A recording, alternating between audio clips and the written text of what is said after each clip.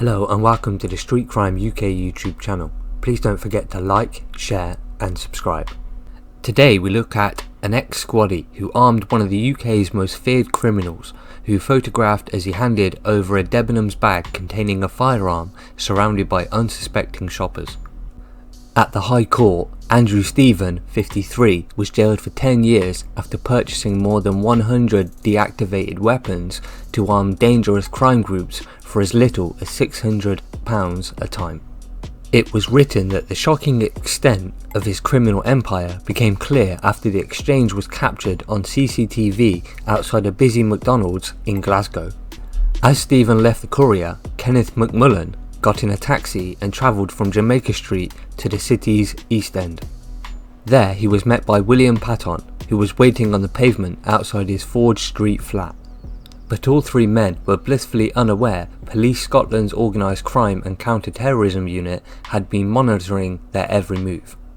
3 minutes after the taxi pulled away, armed officers swooped on the property and made a discovery which helped smash one of the country's most audacious criminal enterprises. Detective Inspector Graham Lindsay said inside the Debenhams bag was a deadly present, a .38 revolver and 7 rounds of ammunition. What was unique about Stephen was that he provided 7 rounds of ammunition to a gun that fired 6 rounds. So in essence, he provided his customer with a test round. To date, 101 weapons reactivated by Mr. Stevens, dating back to 1993, have been recovered across Scotland and as far south as Brighton. And it is understood major crime groups run by drug barons such as the late Jamie Daniel and Roy Dunstance were among his clients. Operations Santis was launched in May 2014 when a reactivated .38 revolver was recovered from a house search in Drumchapel near Glasgow.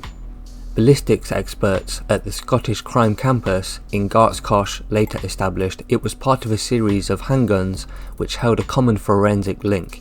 Detective Superintendent Jerry McLean said of the OCCTU said, "Potentially there was somebody out there who was providing a specialist capability to organised crime groups." What our forensic partners were saying is that there are at least 4 weapons that had a unique ballistic signature.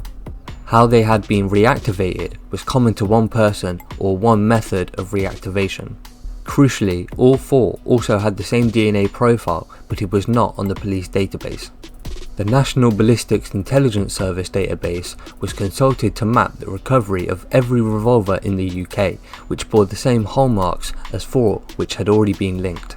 The process identified more than 30 similar weapons dating back to 2007.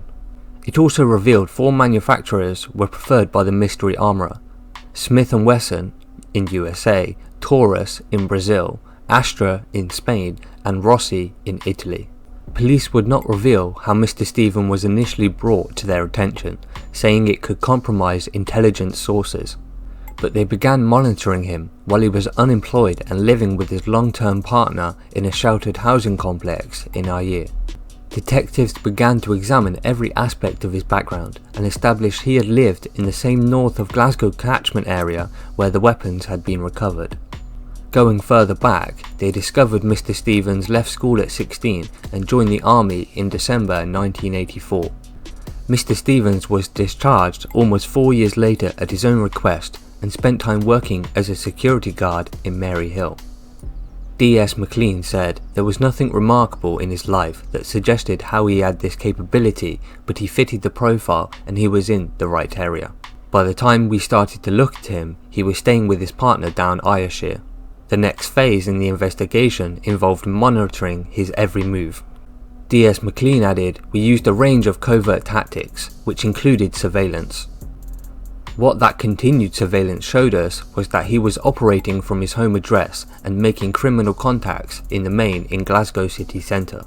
Those meetings were facilitated by what were apparently shopping trips where he would be accompanied by his partner. Police started watching Mr. Stevens and the team did not have to wait long to get a result. The following day, they observed him travelling into Glasgow city centre for a meeting in McDonald's on Jamaica Street with Kenneth McMullen, Dean Kimmins and David Patterson, who were separately jailed for 5 years. All three were known to police, and this confirmed the assessment that Mr. Stephen had criminal links. But detectives still had to determine was whether Mr. Stephen was a lone wolf or part of a wider network. The full scale and scope of his activities was also very unclear. Mr. Stevens travelled by bus to Glasgow with his partner. This time his business was conducted with Mr. McMullen outside a McDonald's in the exchange that led to the swoop on Mr. Payton's flat. Forensic experts then linked the recovered .38 weapon to others that had reactivated by Mr. Stephen. Despite the breakthrough, detectives realised they had to keep Mr. Stephen in play, but they didn't have the long to wait. They watched as a friend gave him a lift to the Golden Jubilee Hospital in Clydebank. He entered the hospital in possession of 2 carrier bags. 20 minutes later, he handed a pink bag for life to Mr. Patterson, who then got into a taxi and headed to Glasgow. His journey was abruptly cut short on Great Western Road. Detective Inspector Lindsay said, "As a result of the search, we identified another deadly present, a .38 revolver and 21 rounds of ammunition."